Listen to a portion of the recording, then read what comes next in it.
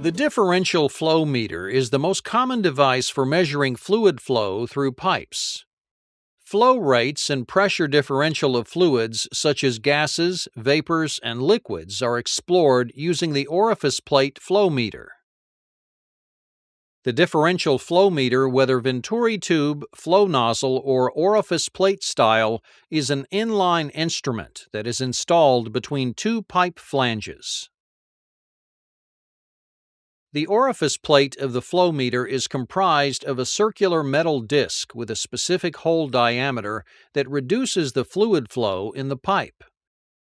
Pressure taps are added on each side of the orifice plate to measure the pressure differential.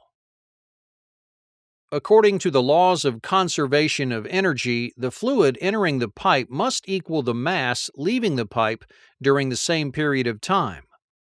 The velocity of the fluid leaving the orifice is greater than the velocity of the fluid entering the orifice. Applying Bernoulli's principle, the increased fluid velocity results in a decrease in pressure. As the fluid flow rate increases through the pipe, back pressure on the incoming side increases due to the restriction of flow created by the orifice plate.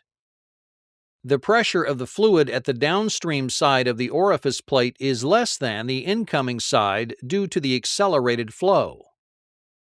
With a known differential pressure and velocity of the fluid, the volumetric flow rate can be determined. The flow rate, Q, of a fluid through an orifice plate increases in proportion to the square root of the pressure difference on each side multiplied by the K factor. For example, if the differential pressure increases by 14 psi with a K factor of 1, the flow rate is increased by 3.74.